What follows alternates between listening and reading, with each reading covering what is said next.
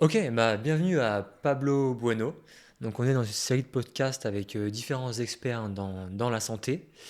Et donc Pablo, donc je vais te présenter, bien sûr il va se présenter lui-même, mais Pablo est un médecin spécialiste en nutrition, en médecine générale et médecine du sport. Mm. Il exerce à Genève où il adopte une approche intégrative axée sur la micronutrition et la santé du microbiote pardon, intestinal. Tu es diplômé en médecine à l'université de Genève et à Paris-Sorbonne. Et donc, c'est justement ça qui est intéressant avec toi. On va parler, c'est que tu combines une approche de médecine conventionnelle et fonctionnelle pour optimiser la santé de tes patients. Euh, donc, c'est quelque chose de. Ça, c'est quelque chose qui est assez rare, surtout en France, même si donc, toi, tu exerces en Suisse. Euh, donc, Pablo, on s'est rencontré il y a quelques mois, un peu par hasard, à Paris. Tu faisais une rencontre avec ta. Il y a euh, quelques années déjà. comment? C'était il y a des années, je pense. Que nous, on s'est rencontrés? Ouais, Ah, le temps passe vite, mais ça je pense. fait. Ouais, c'était en 2021, non? Pas du tout. Ah ouais? Ça fait 6 mois, peut-être. Ah ouais? Ouais, mais je suis content, apparemment, la connexion est bien, mais, mais Mais non, mais attends, il me semblait vraiment. Il me pas du semblait que tout. c'était en pleine période Covid. Pas du tout. Ah non, d'accord. Bon. En fait, on a parlé un peu de Covid et tout, mais Hmm. justement, on se comprend sur certaines choses, mais on s'est rencontrés, tu sais, donc il y a un pique-nique au Luxembourg, Ouais, et moi, c'est quelqu'un de ta commu qui me dit, il est à Paris, qui n'était pas à Paris, qui me dit, il est ouais, à Paris, tu devrais aller voir ouais, Pablo.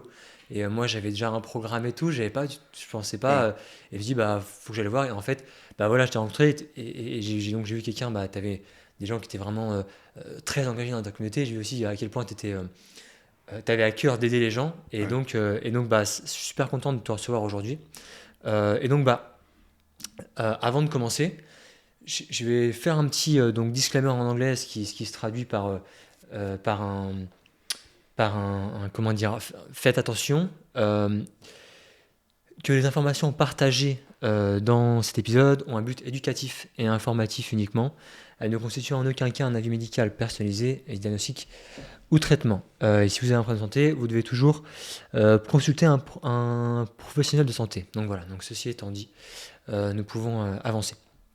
Donc, je voulais commencer par faire un petit peu son parcours. Donc, qu'est-ce qui t'a finalement mené à cela?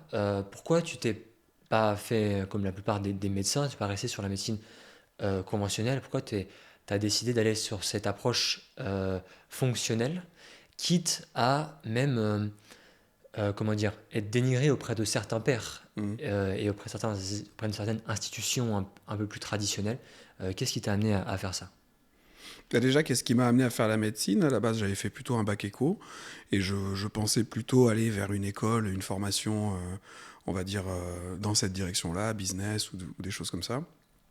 Et puis, finalement, l'économie ne me passionnait pas. Mon père, à l'époque, mon père est pasteur, et puis il était directeur d'un bureau de mission à l'époque.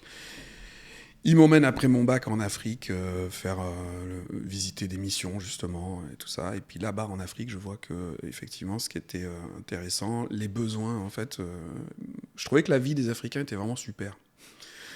Et que les gens étaient, mais que là, le seul bémol qu'ils avaient, c'était que là-bas, un problème de santé pouvait prendre des proportions énormes. Mais sinon, Hmm. en dehors de ça, ça avait l'air plutôt bien dans les villages et tout ça, dans les endroits qu'on visitait. Et donc, ça m'a motivé un peu comme ça, par sentiment un peu, on va dire, humanitaire. Et puis, donc je me suis inscrit en médecine l'année d'après, avec un petit peu cette idée-là. Et puis, finalement, c'est dès la première année, moi qui justement m'étais un peu ennuyé avec l'éco et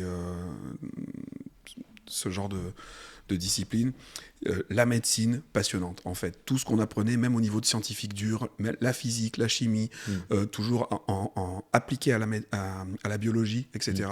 Passionnant. Et donc j'ai découvert ma passion sur le tard, qui était la biologie en première année de médecine. Et c'est vraiment ça aussi qui a fait ma pratique après dans le futur. Parce que si tu Hmm. veux, en médecine, tu as les 3 premières années qui sont un apprentissage vraiment de la science fondamentale et de la physiologie. Mm. Et la physiologie, c'est comment fonctionne le corps. C'est ça qui est absolument passionnant et qui me passionne le plus. Comment fonctionne le corps, comment fonctionne la nature. Et ensuite, tu as 3 ans qui sont malheureusement, dans la façon dont ils sont faits aujourd'hui, un peu plus formatants, où on va t'apprendre les maladies. Et en fait, en gros, on va te découper la médecine à des maladies avec un tiroir à chaque fois. Donc, il y a un tiroir diagnostique duquel tu vas sortir un traitement, et donc pour telle maladie, tel traitement et tout ça, avec des examens qui sont assez exigeants sur la fin, qui fait qu'il y a beaucoup de par cœur et qu'on va développer beaucoup de réflexes qui peuvent être très utiles en cas d'urgence, mais qu'on perd un peu cette vision de fonctionnement du corps. Donc moi, je suis resté très... je relisais beaucoup mes cours de deuxième, troisième année encore et de première année, même des années après. Et parce que c'est vraiment cette physiologie, comment le corps fonctionne, qui me passionnait le plus. Donc il y avait déjà cette part-là. Ensuite, il y a eu une deuxième étape lors de mon internat. Parce que pendant mon internat, en fait, j'ai développé une maladie inflammatoire des intestins. Parce que c'était une grosse période de stress. Voilà, je travaillais au CHUV à l'époque, justement, à Lausanne, que tu connais. Et, J'habitais là-bas, à côté. voilà, tu as fait le PFL. Et donc, moi, j'étais donc à Lausanne au CHUV, et donc avec un cocktail d'un mode de vie un peu fêtard, parce que j'étais coloc avec des potes étudiants de l'EPFL, avec des horaires énormes, parce que quand on travaille à l'hôpital comme interne, on a des horaires énormes. Ouais. Et puis des déconvenus justement dans mon orientation de carrière et tout qui généraient du stress et aussi peut-être de la tristesse et tout. Donc là j'ai fait une première poussée de ce qu'on appelle une maladie qu'on appelle la rectocolite ulcéro-hémorragique, et qui est une maladie que ma sœur a aussi, que mon père a aussi. Donc c'est une maladie qui a une part d'héréditaire. Et donc c'est là que je me suis intéressé à comment la traiter différemment, en fait. Parce qu'il y a justement les traitements qui sont proposés par la médecine conventionnelle à l'hôpital. Mon père, j'avais vu le parcours qu'il avait fait, et je trouvais que, franchement... C'était pas satisfaisant, peut-être. Non, les résultats n'étaient pas satisfaisants dans ce qu'on lui a proposé. Notamment, le truc qui paraît complètement logique, c'est une maladie des intestins. Ma mère, elle l'accompagnait aux consultations. Moi aussi, des fois, j'étais là. Et on n'arrêtait pas de demander, est-ce que ça a un rapport avec l'alimentation ? Est-ce qu'il faut changer l'alimentation ? Et les médecins disaient, non, ça n'a rien à voir avec l'alimentation, alors que c'est une maladie intestinale. Donc des fois, voilà, la médecine se perd un peu. C'est malheureusement classique. Un peu malheureux, mais c'est classique. Ouais. Et on se retrouve à marcher sur la tête avec des trucs évidents. Donc, quand ça m'est arrivé à moi, je l'ai pris comme... un signal déjà qu'il fallait que je change 2-3 trucs dans ma vie, mais aussi c'était une occasion d'avoir mon propre laboratoire interne, et évidemment que je voulais pas faire le même parcours que celui que j'avais vu chez mon père, et que donc je suis allé chercher dans ce qu'il y avait en dehors un petit peu, et donc c'est là que j'ai étudié la nutrition, le microbiote, etc. pour pouvoir me soigner moi, et ça a fonctionné. Ok. C'est super intéressant. Donc, t'as été un peu ton premier patient, et c'est ce qui a peut-être mis en toi vraiment cette passion de comprendre d'avoir une approche qui soit durable et qui traite peut-être pas que les symptômes, mais vraiment à la racine. Mais c'est vraiment c'est essentiel en fait. Je le vois aujourd'hui maintenant que avec les gens qui me suivent, il y a beaucoup de naturaux qui me suivent, beaucoup de nutritionnistes, et en fait énormément, quand tu t'intéresses un peu à leur histoire, ce sont des gens qui ont justement eu des problèmes de santé auxquels la médecine ne répondait pas, qui sont allés chercher les solutions par eux-mêmes, qui ont réussi à trouver, et qui maintenant aident les autres, en fait. Et effectivement, comme médecin, d'avoir cette maladie et de devoir de voir comment elle réagit en fait à tel ou tel changement de diète, etc. C'est vraiment ton petit laboratoire interne, et c'est vraiment super. Donc je pense que les gens justement qui ont eu ce processus-là, faut pas le voir comme une... de toute façon dans la vie, c'est vraiment un truc qu'il faut apprendre. C'est à faire de nos épreuves à les transcender et à en faire une force. Ok, tout à fait d'accord avec toi. C'est un paradigme de voir... tu peux... Une épreuve, tu peux voir ça comme négatif, ou tu peux voir ça comme du positif pour revenir plus fort avec ça. Même si c'est pas toujours facile sur le coup, on entend bien sur le coup quand tu es dans le mal d'une maladie ou quelque chose, t'as pas envie d'entendre que c'est bien ce qui t'arrive, mais il Mais faut y t'as pas le croire, choix, de toute et façon. t'as pas le choix, et, T'y et, es, donc voilà. et Hein. voilà. Ok. Bah, super, bah, ça me fait une... Bon, il y aura d'autres sujets à dire, parce que c'est passionnant hein, sur ta formation, mais ça me fait penser à une transition qui est toute faite donc, sur le microbiote, puisque tu as Ouais. dit que c'était un de tes grands sujets, et puis on Mm. comprend mieux pourquoi maintenant, puisque c'est Ouais. aussi lié à ta propre histoire. Donc, je voulais commencer déjà sur pourquoi le microbiote est autant perturbé dans la population pour toi aujourd'hui. Parce que c'est quelque chose. En fait, j'ai cherché des chiffres, je voulais arriver avec Mm. une belle statistique sur exactement combien le pourcentage de la Ouais. population qui a un microbiote déséquilibré. Je n'ai pas trouvé de satisfaisant, mais on sait que c'est large, on va dire, aujourd'hui, et que ça soit pas qu'en France, mais globalement dans les pays, on va dire, industrialisés, Mm. Occident. Je Ouais. pense que c'est même assez global. Absolument. Que le microbiote est perturbé et voilà, est loin de ce qui était son idéal et ce qui pouvait être le cas aussi encore quelques siècles, voire encore avant. Donc, euh, oui, pourquoi une telle prépondérance d'après toi? Alors, le microbiote, il a un synonyme Hmm. qui s'appelle la flore intestinale, en fait. Hein. Oui. Et donc, à la base, on est un animal au milieu d'une flore et d'une faune. Mhm. Et donc, notre microbiote, c'est notre faune et notre flore interne. Et aujourd'hui, l'être humain s'est construit une société qui est très loin de la nature. Hmm. Et donc, il n'est plus dans son biotope naturel. On n'est plus dans notre écosystème, en fait. Et donc, forcément, notre flore et notre faune interne interagissent avec la flore et la faune externe. Et donc, si on doit résumer, donc déjà, l'homme a été transplanté d'un milieu naturel à un milieu, regarde là où on est dans un studio de Bien sûr. podcast magnifique et on remercie la personne qui nous accueille. On fera Mais une dédicace. il y a quelques plantes là et tout, mais il y a très C'est peu, bien, il y a très peu de nature. On n'est pas dans notre bien sûr. écosystème Si naturel. on prend globalement la ville où on est, Voilà, etc. on n'est pas dans notre écosystème. Et donc, si je dois, moi qui ai analysé beaucoup de microbiote et tout ça, et ce qu'on peut noter chez les gens qui ont des problèmes de santé liés au microbiote, eh ben, c'est ce qu'on retrouve aussi dans l'environnement, c'est un terme que vous entendez en écologie, c'est ce qu'on appelle une perte de biodiversité. Mhm. Voilà. Donc un bon microbiote sain, c'est un microbiote avec une belle diversité de micro-organismes. Oui. Et en fait, ce qu'on retrouve dans les pathologies, ben justement, c'est cette perte de biodiversité. Cette perte de biodiversité, on la retrouve dans l'environnement aussi. Donc en fait, ce qui est en train d'arriver dans l'environnement arrive en nous également. Donc Ok, c'est ça le se phénomène, et retrouve. c'est pour ça que c'est un phénomène qui grandit, parce Ouais. que perte de biodiversité dans la nature, Ouais. eh ben, perte de biodiversité Traduit. en nous. Ouais. Donc il faut que l'être humain arrête de nier qu'il est lié à la nature. Il n'est pas supérieur à la nature, il n'est pas hors de la nature. L'être humain est en continuité avec la nature. Et donc ce qu'on fait à la nature va forcément avoir un impact sur nous. D'accord. Il n'est pas indépendant de la nature. Absolument C'est ça. pas. D'accord. Et donc à ce moment-là, ça va même aller en empirant, peut-être. C'est possible. En tout cas, aujourd'hui, on a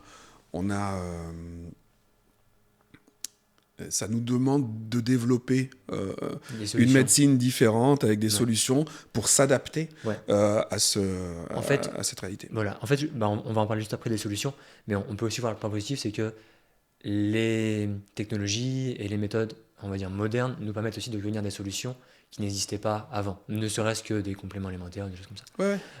Ok, juste pour revenir là-dessus, et j'imagine que beaucoup de tes patients qui te consultent, tu vois souvent ça, peut-être c'est pas la seule chose, mais dans le tableau clinique, microbiote perturbé, tu dois le voir très couramment, Ah bah j'imagine. oui, surtout que moi j'ai un biais de sélection, comme on Oui, appelle en médecine, c'est-à-dire ils que viennent vers toi. les gens viennent vers moi pour ça, donc j'ai beaucoup. Mais après, je dirais que d'une manière générale, dans tout ce qui est maladie chronique en médecine, Ouais. et même dans toutes les maladies aiguës intestinales, le microbiote aura sa part de responsabilité. Donc c'est toujours. Ouais. Je pense qu'aujourd'hui, pour un médecin qui veut être performant, c'est quand même bien d'avoir un minimum de notions. Connaissance. Ok. Ouais.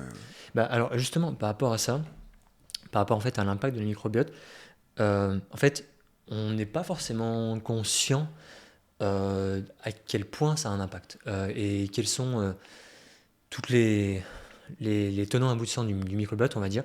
Et pour illustrer ça, c'est bien sûr on peut pas se comment dire, c'est une étude à titre d'exemple, hein, Mhm. mais j'avais donc cette étude dans le Journal of Obesity en 2017 Ok. qui montrait que ils testaient chez des personnes et qui, indépendamment de leur cas, de la calorie euh, de leurs calories qui leur étaient apportées Mhm. via leur alimentation, elles perdaient plus ou moins de poids selon la diversité, spécifiquement la diversité de la microbiote. Tu l'as dit. Et donc ça, c'est très intéressant, Mhm. parce que là aussi, c'est un changement de paradigme Ouais. par rapport à juste calories in, enfin entrantes, calories sortantes, in, out. Là, on parle de juste diversité du microbiote, et ça a été prouvé dans des études, donc c'est super intéressant. Et ils avaient un meilleur donc, euh, perte de poids et aussi sur le long terme, et aussi d'autres choses comme ce qu'ils appelaient les facteurs métaboliques. Donc voilà, c'est juste un exemple. Mais ma question c'est, quel est donc l'impact du microbiote Qu'est-ce que ça a un impact sur le corps humain? Tu me tends une perche magnifique parce que regarde sur cette étude ce qui démontre effectivement. Donc, il démontre que chez les obèses, en gros, justement, cette perte de biodiversité, un microbiote avec peu de différentes espèces, on va dire microbiennes, va favoriser l'obésité. Et en fait, le microbiote aussi dicte les comportements. Et le premier comportement que le microbiote dicte, c'est le comportement alimentaire. Alors ton comportement alimentaire, si tu fais n'importe quoi pendant quelques jours, va modifier ton microbiote, mais aussi ton microbiote va aussi Hmm. modifier ton comportement alimentaire. Et donc, on le remarque typiquement quand on regarde chez les enfants obèses ou les enfants de familles obèses, etc. Il y a très peu de diversité alimentaire déjà. C'est des gens Hmm. qui vont manger. Les enfants, les parents disent ah bah il veut manger que des nuggets et des frites en gros, et en fait il mange rien d'autre. Donc ça fait très peu Super. d'aliments. Et donc à assiette très peu diverses, microbiote très peu divers non plus, et qui va continuer et qui est très vorace et qui va continuer à réclamer les mêmes choses. Et donc il se ferme. Et ce sont des personnes qui vont se resserrer, se refermer dans une diète, avec donc une diète assez restreinte, avec très peu de diversité, on va dire, de micronutriments, avec des plats qui vont peut-être être différents les uns des autres, mais qui en fait vont contenir les mêmes ingrédients, en fait, ils tournent sur très peu de choses différentes, et avec donc du coup une amplification du phénomène de raréfaction et d'appauvrissement de leur microbiote. Et Ok. là, c'est vraiment le cercle vicieux qui est vraiment pas pathologique. Ok. Et donc justement, qu'est-ce que ça leur, quelles sont les conséquences concrètement? Bah, les conséquences, voilà, c'est que on a, en fait, tout essaye de se mettre à l'équilibre dans la nature. Donc voilà, tu as entre le comportement alimentaire et l'alimentation de la personne et ce microbiote malsain vont se mettre à l'équilibre. Et donc tu vas ancrer, en fait, en plus, il y a vraiment l'émotionnel qui joue, il y a des tas de choses. Hein. Les intestins, c'est le deuxième cerveau, donc Hmm. il y a vraiment une communication entre le cerveau et les intestins. Et donc, tu vas Oui. avoir, en fait, ça va être les causes, là, en l'occurrence, la résistance à l'insuline, Ouais. l'obésité, ce qu'on appelle le syndrome métabolique chez ces personnes-là. Ok. Et donc, il va falloir essayer de jouer sur tous ces facteurs Hmm. pour effectivement revenir en arrière et essayer de traiter ce syndrome métabolique. Le syndrome métabolique, en gros, c'est ce qu'on explique justement, c'est une maladie du métabolisme. Le métabolisme, c'est quoi? Le métabolisme, c'est la façon dont on utilise l'énergie dans le corps. Donc comment à partir des nutriments qu'on va ingérer et digérer, on va en tirer de l'énergie et comment cette énergie va être dispatchée dans le corps. Est-ce qu'elle va être utilisée? Est-ce qu'elle va être stockée? Et donc, et comment, avec plus ou moins quelle capacité. Et donc, la personne métaboliquement handicapée, on va se retrouver avec des gens qui sont métaboliquement handicapés à ce moment-là, donc avec des personnes qui vont très mal réagir, par exemple, aux jeunes, donc ils vont grignoter tout le temps, ils vont manger tout le temps, ils vont même se lever au milieu de la nuit, avec un microbiote qui va se déséquilibrer, plein de champignons, de candidats, tout ça, qui réclament beaucoup de bouffe. Et donc, ils sont vraiment dans une je te dis, une spirale qui les pousse vers le bas. Et donc, c'est vrai que pour les en sortir, c'est vrai que ça peut être compliqué si tu ne prends pas en compte tout cet aspect-là. Ouais. D'essayer de faire maigrir une personne qui est métaboliquement compromise Ouais. juste par la volonté. C'est très très compliqué, Ouais. tu vois. Donc si tu n'as pas pris en compte leur équilibre hormonal, leur microbiote intestinal, l'émotionnel, toutes ces choses-là, quoi, leur activité physique, etc. etc., etc. Ok, je vois, c'est intéressant. Donc, on peut pas. que, on va dire, leur jeter la pierre sur la volonté, parce qu'en fait, Absolument. c'est beaucoup plus profond que ça. Absolument pas. Notamment, il y a euh, souvent c'est des problèmes qui datent de l'enfance. Donc c'est des familles qui s'alimentent mal, Mm. avec aussi quand même un microbiote. On hérite du microbiote de nos Ouais, parents, notamment généralement plus de notre maman. ouais, notamment via l'accouchement. Voilà, à l'accouchement, c'est là que l'accouchement voix basse Ouais, est favorable. Les accouchements par césarienne vont faire un microbiote différent. Ça ne veut pas dire ouais, que l'enfant va pas avoir de microbiote, parce que avec l'allaitement, l'enfant, ouais, il va récupérer des bactéries. ouais, Et donc, il va quand même se faire un microbiote. C'est vrai que s'il n'y a pas d'allaitement aussi, ça va jouer aussi sur le microbiote. ouais, Et puis voilà, on a tous, comme on hérite des gènes de nos parents, on va hériter d'un certain microbiote au ouais. sein d'une famille qui va, on est plus ou moins chanceux à cette loterie. Et donc, ça va plus ou moins être facile pour des personnes. C'est pour ça qu'il y a ces fameuses personnes auxquelles tu appartiens peut-être, qui ne grossissent pas quoi qu'ils mangent, et ceux qui ont tendance à Tout à stocker. fait, bien vu. Voilà. Ça, comment dire, souvent à la frustration des autres avec moi, parce que moi je peux manger ce que je veux, je ne sais jamais. Voilà. Euh, Mais c'est dangereux, ça peut être un piège. Parce un qu'en fait, jour, tu veux dire, oui, quand je parce qu'en vieillis. fait, les gens, justement, les gens comme toi qui, en fait, vont encore moins faire gaffe, parce qu'en fait, Ouais, ils peuvent bouffer ce qu'ils veulent et ils restent minces. ouais, Et donc, en fait, malgré tout, manger de la junk food, par exemple, tu pourrais rester mince longtemps, même en ouais. mangeant de la junk food. Et malgré tout, elle aura un impact. Ah oui, oui, Les types d'acides gras, les types bien sûr. notamment les graisses, hein, mais aussi et les produits transformés que tu vas manger, ils vont avoir un impact. Ils vont créer de l'inflammation, ils vont créer des problèmes au niveau aussi cardiovasculaire, Hmm, etc. hmm. Et donc la personne, elle reste mince, mais elle n'est pas Ça pour ne veut pas autant en dire bonne qu'elle est santé. en parfaite santé. Donc ça peut être aussi en fait un piège, en Ouais, fait, d'avoir cette chance, entre guillemets. ouais, ouais, totalement. Euh, ça me faisait. Ah oui, donc quand même, je reviens sur deux points importants que tu as dit, qui sont quand même. Tu les as dit, parce que peut-être que pour toi c'est naturel, mais quand même c'est important et méconnu. C'est que euh, être né par voie basse et pas césarienne a un impact Ouais, important. ouais, C'est quand même pas forcément. Enfin, c'est super important et tout le monde ne le sait pas. Et aussi allaiter, donc l'importance d'allaiter pour le développement du bébé, on va dire tant que possible, le faire naturellement, quoi. ouais. Donc Et puis voilà. même quand il pense, l'accouchement, en fait, déjà, voilà, on va dire, entre un accouchement très médicalisé, donc c'est-à-dire chirurgical, hein, Ouais, une césarienne, ça se fait au bloc, tout est désinfecté, etc. Et un accouchement voix basse, il y a déjà une différence. ouais, Mais faut imaginer aussi avant, les gens accouchaient à domicile. ouais, Le biotope, l'environnement était aussi différent par rapport ouais, à un hôpital où il y a beaucoup plus de produits ouais, chimiques, désinfectants, tout ça, où on a tué les bactéries, etc. ouais. Donc bref, il y a toute une infinité en fait de, de conséquences qui peuvent être liées à la médicalisation. Alors après, il Ok. faut quand même mettre tout dans la balance, hein. Il y a accoucher en structure hospitalière, il y a aussi des avantages. Si un Hmm, accouchement se passe très mal, il peut y avoir oui, tout le monde sur place pour s'occuper bien sûr, bien sûr. de Idéalement, on sauver ferait le le bébé ou meilleur. la maman, quoi. Et idéalement, on ferait le meilleur des deux mondes, quoi. Voilà, ça serait beau. Ouais. Je pense que On y viendra on peut-être, mais arrive à une période où l'être humain, il doit justement être capable de faire ouais, ça. Ouais. Là, faut arrêter qu'il y ait cette, cette opposition technologie-nature. hmm, Et peut-être qu'aujourd'hui, on est suffisamment mature pour essayer de rester technologique, mais d'être aussi ouais. en paix avec la nature. Ok, ok, super intéressant. Bah justement, en parlant des, euh, des, des solutions, de qu'est-ce qu'on peut faire, est-ce que là, donc, pour les personnes qui écoutent, qu'est-ce qu'elles peuvent peut-être appliquer dès aujourd'hui Mhm, et qui vont déjà avoir un effet important, mhm. qu'elles peuvent faire dès aujourd'hui, qui n'est pas trop difficile et on Ouais. sait déjà que ça va aider. Voilà. Pour avoir un bon microbiote, tu veux dire? Pour améliorer son microbiote, Ouais, avoir un bon microbiote. ouais, tout à fait. Voilà. Alors ouais, je peux donner des petits conseils. Déjà, le premier, parce qu'en fait, je le vois souvent, on ne banalise pas la constipation. Ça, il y a une tendance chez les femmes, je pense, à se retenir beaucoup, d'uriner aussi d'ailleurs, mais j'ai remarqué que c'est plus chez les femmes, mais ça doit être certainement aussi d'ailleurs des hommes qui se retiennent beaucoup. Et donc, à des fois ne pas aller aux toilettes pendant un jour ou deux. Hmm. Normalement, on doit aller à selle tous les jours. Euh, entre 1 et 3 fois par jour. Après, c'est un peu trop, c'est qu'il y a un problème de transit dans l'autre sens.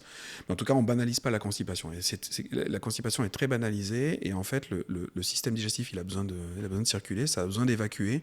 Si tu n'évacues pas, toutes ces bactéries, les bactéries, elles se multiplient, en fait. Donc, sur un transit lent, tu deviens une usine à gaz, en fait, la bactérie. Donc, les bactéries, il faut les évacuer. Il y a un pool qui se renouvelle en permanence, mais il faut les évacuer. Donc, la constipation peut vraiment faire être le début.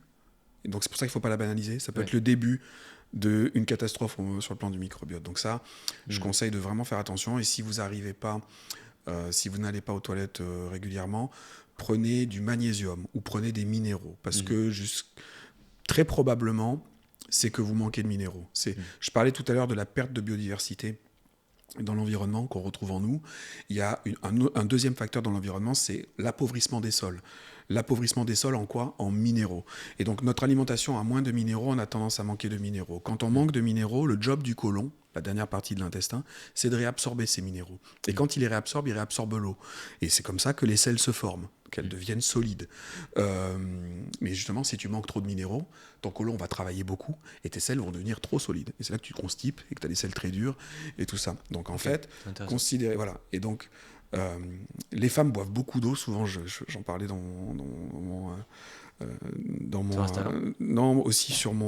ma présentation sur les parasites là. Voilà, parce que mes assistantes, elles ont toutes ces Stanley là, ces espèces d'énormes gourdes là que toutes les filles elles ont. Oui. Elles boivent beaucoup d'eau, mais c'est de l'eau qui est assez pauvre en minéraux. Et aujourd'hui, comme on manque de c'est l'eau du robinet ?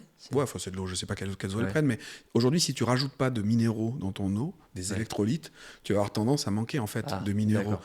Donc tu vas boire beaucoup d'eau, tu vas te dire je m'hydrate, pourtant tu restes constipé, et puis tu n'es pas en forme non plus et tout, parce qu'aujourd'hui, on a besoin de minéraux. C'est différent de ce qui était enseigné dans les bouquins de naturopathie avant, où on te disait qu'il fallait chercher les eaux les moins minéralisées possibles pour te purifier. Oui, pour pas fatiguer les reins, tout ça. Et oui, mais parce que c'était à une époque où tu avais des légumes et des fruits full minéraux. Ouais, aujourd'hui, nos légumes et nos fruits, il y a 20 fois moins de minéraux. 20 fois moins, tant que ça. Même plus, des fois. Donc, tu vois, t'as les 3/4 des trucs que tu achètes en grande surface, c'est hors sol, enfin bref. Donc, c'est très compliqué. Donc, si vous êtes constipé, rajoutez des minéraux dans votre eau et rajoutez à la quantité qui vous permet d'être déconstipé, qui va vous donner un transit qui ne sera pas diarrhéique, mais qui sera un transit régulier.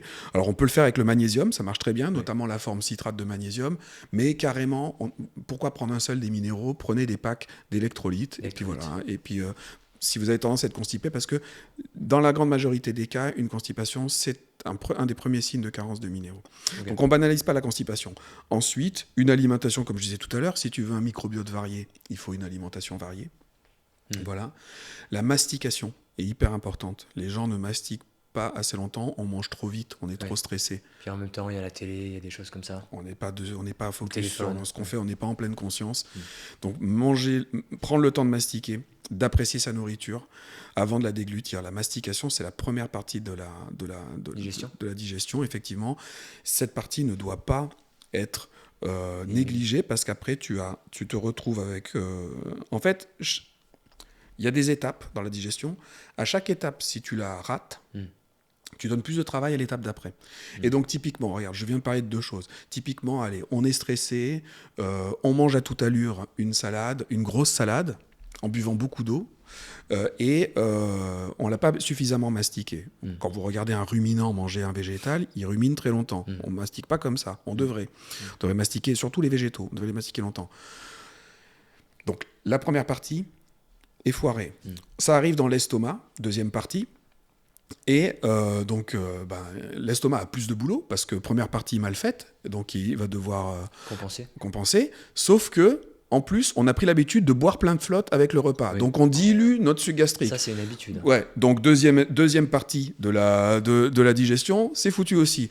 Et donc, boum, ça passe dans le reste de l'intestin. Et là, tout ce qu'on a mal digéré avec la première partie du tube digestif, qui c'est qui va venir nous aider ? les bactéries.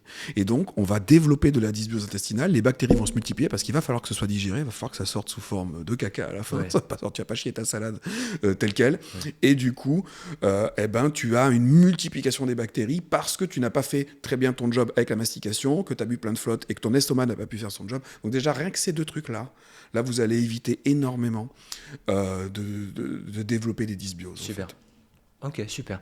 Bah, ça, c'est des choses, on va dire, simples et que n'importe qui peut appliquer. Pas besoin de dépenser aussi des milliers d'euros par mois. Non. Et pourtant, ça a des résultats.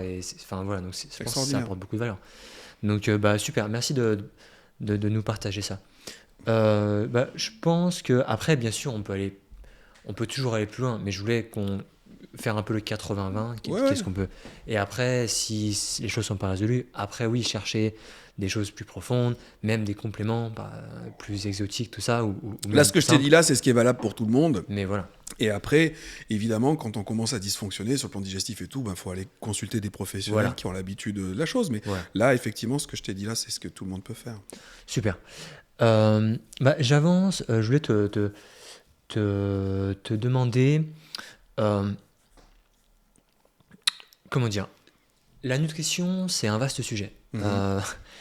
Et infini, voilà. Et il y a aussi tout un tas de régimes qui sont, on va dire, sur le marché, recommandés par différentes personnes, enfin différents experts, et puis aussi qui ont des résultats différents pour différentes personnes. Donc c'est pour ça que je dis que c'est quelque chose de compliqué. Mais qu'est-ce que sont peut-être des choses que tu vois souvent qui manquent chez les gens, qui n'ont pas aujourd'hui, des choses communes que tu vois que les gens manquent dans la nutrition, on va dire, telles qu'on s'alimente aujourd'hui avec comme tu as dit, nos vies modernes, dans les vies, etc. Et voilà. Et donc, qu'est-ce que là aussi, qu'est-ce que tu recommandes un petit peu généralement là-dessus? Sans rentrer encore une fois dans les détails, mais... Il faut, en fait, le point commun, tu disais, il y a plein de diètes, plein d'approches différentes. Oui. Parce que oui, il y a presque autant de diètes que de nutritionnistes. Oui. Mais ce sont des écoles. Elles ont quand même tout un point commun, c'est qu'elles vont te déconseiller l'alimentation transformée. Ça, c'est une première chose. Je pense que vraiment, une des premières étapes, c'est de refaire la cuisine soi-même. Ce que je mets dans mon assiette, c'est moi. Alors, il y en a, ce qui serait magnifique, c'est moi qui l'ai chassé, c'est moi qui l'ai cultivé, mais soyons réalistes. Au moins, c'est moi qui l'ai acheté. Ce sont des produits bruts, c'est pas des produits. Ce sont des produits qu'on retrouve dans la nature, en fait. Et à partir de ça, je fais ma cuisine. Okay. Ça, c'est la première étape. Ou alors, quand je achète quelque chose de préparé, ça a été préparé comme ça. Ensuite, l'autre chose, c'est effectivement de faire attention au sucre trop biodisponible. D'accord ? Donc, ça peut être c'est les sucres transformés. Bon, ça rentre dans le cadre de l'alimentation transformée. Mais aussi, on peut avoir des pièges avec les sucres naturels. Typiquement, en fait, en gros, le piège classique, c'est de faire des jus de fruits. Ce qui est beaucoup trop sucré, ça va rendre beaucoup trop de glucose et de fructose biodisponible, ça fait un pic de glycémique énorme. Donc le fruit est excellent pour la santé en tant que tel, à manger. Mais il faut éviter évidemment de faire des jus de fruits. C'est pas le cas pour les jus de légumes qui n'ont pas ce problème parce qu'il y a moins de sucre. Voilà, ça c'est une autre chose. Ensuite, les protéines quand même. On va toujours chercher la protéine quand on compose un repas. Ça doit être focus sur la protéine, un vrai repas en tout cas. Notamment pour les enfants, c'est important, ils sont en pleine croissance, on a besoin de ces acides aminés. Tout ce qu'on construit dans notre corps est vraiment important. Ce dont quoi on est fait, c'est de protéines et de certaines bonnes graisses. Mais beaucoup la protéine. Donc la protéine est vraiment importante. Et des fois, ça peut donc savoir ce que c'est qu'un aliment riche en protéines et s'assurer que quand on compose une assiette, il y a la part protéine. Voilà, on a une part protéine et une protéine de qualité. Éviter les mauvaises graisses. Donc les mauvaises graisses, c'est les graisses transformées, mais aussi il y a des pièges. Les huiles végétales sont aussi très mauvaises, ce que les Américains appellent les seed oils, parce que quand on pense huile végétale, on se dit tiens, l'huile d'olive c'est plutôt sain. Oui, l'huile d'olive c'est sain, mais c'est plutôt une huile d'un fruit, comme l'huile d'avocat, ce sont des fruits. Ce qui est pas bon, c'est les huiles qui viennent de graines. Donc la graine de tournesol. Colza. Voilà, exactement. Le colza a une petite exception parce qu'il est riche en oméga 3, mais même, je suis d'accord avec toi, Attention. Entre deux avec le colza. Mais en tout cas, vraiment super faire attention aux huiles d'arachide, aux huiles de tournesol, même pépins de raisin, tous ces trucs-là sont des huiles en plus dont le process pour les extraire et tout, souvent utilise des solvants, etc. Et donc souvent ces graisses-là, elles vont avoir beaucoup d'impact négatif sur la santé. Et en plus, il faut savoir que dans le corps, tu vois, quand tu fais un écart avec un sucre, tu craques, tu manges un truc sucré, et métaboliquement, ça va avoir un impact sur ton corps pendant quelques heures, les sucres. Après, ça va revenir à la norme. Alors qu'une mauvaise graisse qui rentre dans ton corps, elle peut rester des semaines, voire des mois, selon les capacités d'élimination des gens. Ah oui. Donc, vraiment, ça, c'est un message de santé publique qui doit passer, de faire attention. En gros, on a beaucoup diabolisé la graisse animale pendant longtemps. C'est faux. La graisse animale est excellente. Toutes les sources de graisse animale sont très bonnes. C'est encore très présent, ça, dans l'imaginaire collectif. Je sais, mais c'est débile. Ouais. De toute manière, d'une manière générale, diaboliser l'alimentation animale est bête. Nous sommes un animal. Pour faire un animal, il n'y a rien de mieux comme matière première que de l'animal, en fait, parce que le corps n'aura pas besoin de transformer. Alors, vous allez me dire, il y a des animaux herbivores, etc. Oui. Oui. Mais ils n'ont pas le même système. Ils n'ont pas du tout le même système. Ils ont beaucoup plus de bactéries dans leurs intestins, en fait. Et donc, ce sont les bactéries qu'ils hébergent qui leur permettent voilà, ils n'ont pas donc les mêmes tubes digestifs. Nous, on a vraiment un tube digestif d'omnivore, donc on est censé manger de tout. La diète carnivore, c'est aussi un excès. En fait, il y a autant d'excès chez la diète carnivore que la diète végane. Sauf que la diète végane, quand même, si je dois être honnête, parce que voilà, la diète végane est possible. Est très rarement, enfin, elle va souvent être délicate pour la santé. Il faudrait quelqu'un qui connaît vraiment hyper bien la nutrition pour pouvoir la maîtriser. Alors que quelqu'un qui fait une diète carnivore, il n'y a pas besoin de connaître grand chose. Il peut être en très bonne santé quand même avec une diète carnivore. Mais malgré tout, moi je trouve qu'il y a un excès. Il faut être omnivore. Il faut rester omnivore. Je comprends bien. Ok. Super intéressant. Donc tu es comment dire, tu es pas dans les extrêmes alimentation non transformée et pas dans les extrêmes on va dire de carnivore ou vegan, même si comme tu as dit on peut faire des nuances parce qu'on peut, oui, en effet, être en bonne santé avec l'une des deux. Il y a des exemples comme ça, on en connaît. Voilà. Ok, super. Je voulais terminer en disant que moi donc, dans mon podcast, enfin, on va dire dans mon contenu, je parle de la fatigue, quelles sont les causes de la fatigue et quoi faire pour monter son énergie. Mais finalement, ce que tu as dit aujourd'hui, c'est aussi lié à la fatigue, à la production d'énergie. Et on peut penser qu'une personne qui a un microbiote perturbé, bah aussi ça va affecter sa production d'énergie. En fait, tout ce que tu viens de dire avec l'énergie, on va dire, c'est le fonctionnement, le bon fonctionnement du corps. En fait, tout ce que tu as dit concerne aussi l'énergie et la fatigue. Ah bah, bien sûr, t'as des le microbiote a un impact énorme. Il produit, encore une fois, il y a toute la partie, une bonne partie des végétaux, nous ne la digérons pas nous. C'est nos bactéries qui sont dans notre intestin. Donc c'est notre microbiote. À la limite, pour tout ce qui est animal, justement, ça c'est nous qui digérons. Avec notre estomac, notre intestin grêle, nos enzymes pancréatiques, notre bile. Tout ça, on digère très bien. Après, notamment les légumes, les fruits encore, c'est assez bien absorbé avec ce qu'on a là. Mais pour les légumes qui ont beaucoup de fibres, pour les fibres, là, c'est nécessaire d'avoir des bonnes bactéries. Et ces bonnes bactéries vont produire, effectivement, si tu as un bon microbiote, elles vont produire des postbiotiques, en fait. Donc la notion de postbiotique, on entend beaucoup parler de prébiotique. Le prébiotique, c'est la bactérie, la bonne bactérie. Lactobacillus, bifidobactéries. Voilà. Donc ça, ce sont nos probiotiques. Et puis ensuite, tu as le prébiotique, la fibre. Donc tu amènes des bonnes fibres à ton lactobacillus.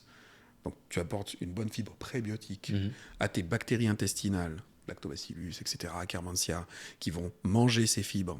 Et elles te donner, donc elles sont le probiotique. Donc tu as le prébiotique qui alimente le probiotique, et le probiotique te donne le postbiotique.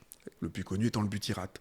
Postbiotique qui va être produit donc par les bactéries intestinales dans leur processus de digestion des fibres alimentaires. Et donc ce butyrate qui est un super carburant pour le corps, cicatrisant, anti-inflammatoire, incroyable pour le cerveau Oui. et qui répare la barrière intestinale. Donc voilà, donc ça c'est l'exemple. Quel est en complément Donc, d'ailleurs. en fonction de ton microbiote, voilà, ton niveau d'énergie va vachement changer parce que si tu n'as pas ces bonnes bactéries ou que tu leur as pas donné les bonnes choses, Ouais. eh ben tu n'auras pas ce super carburant par exemple qui est le butyrate. Et ça c'est un des exemples de carburant que tu peux avoir. Ok, super, super. Bah, bon, on a déjà pas mal parlé, Pablo. Ouais. On va terminer ici. J'ai oublié de le préciser au début, on est ici au sommet, à l'Hyper Sommet Santé. Oula, t'as fait au sommet de l'hypersanté. Le sommet de l'Hyper Santé, pardon. Mm. Au sommet de l'Hyper Santé, à Lyon, où donc tu as donné des conférences, tu as donné 2 conférences hier. Ouais. Voilà. Donc, on va terminer dessus. Est-ce qu'il y a quelque chose que tu veux partager? Les gens peuvent te suivre. Enfin, de toute façon, les gens te suivent sur Instagram, bientôt sur YouTube, je crois. On verra si Dieu veut. Oui, pour l'instant, c'est surtout sur Instagram. J'ai aussi une page sur Facebook pour les plus anciens d'entre nous, Ouais. qui est pas mal et que j'alimente aussi. Des fois, D'accord. des fois j'avais des contenus un peu différents. Ouais. C'est les 2 seuls médias, les 2 seuls réseaux sociaux sur lesquels je suis pour l'instant, parce que j'arrive pas à retrouver mes codes pour TikTok et pour X. Mais bon, de toute façon, c'est là-dessus que je suis beaucoup, et c'est surtout sur le compte Instagram que vous aurez le plus d'informations. Donc mon compte Instagram, c'est Dr Pablo Biono, avec le diminutif de docteur, donc c'est Dr Pablo Biono. Et puis surtout, s'il y a une caméra, attends, je veux montrer parce que souvent les gens me posent des questions auxquelles j'ai déjà répondu sur Instagram. Et Instagram, j'ai beaucoup aimé l'interface, c'est pour ça que c'est celle avec laquelle j'ai le plus travaillé. Et donc il y a une caméra là, on voit ce que je fais. Donc voilà, et vous savez, donc pour ceux qui ne savent pas comment fonctionne Instagram, donc ça c'est mon compte, et puis donc ici vous avez les stories à la une, d'accord? Et donc ça fait des rubriques, et donc j'ai organisé le compte avec des rubriques, et donc c'est par thème, vous voyez? Donc là par exemple, j'ai un thème écologie, là j'ai enfance, donc c'est pour la santé des enfants, l'esthétique, ou la protection de l'enfance aussi, parce que c'est un sujet qui me touche, la mycothérapie, vous voyez? Et donc, parce qu'il y a beaucoup de posts, ça peut être long d'aller retrouver un post, mais ils sont systématiquement classés dans les rubriques, donc ce compte peut être très pratique, il est très pratique normalement à utiliser, et vous trouvez les informations en passant par ces raccourcis. Super. On va s'arrêter là. Merci Pablo en tout cas de nous avoir partagé ta sagesse, ta connaissance. Je pense qu'il y a plein de choses qui sont applicables aujourd'hui. Pour les gens, il y a beaucoup de valeurs, comme on dit. Ouais. Donc merci encore, et puis on te retrouve sur les réseaux. À toutes. Salut.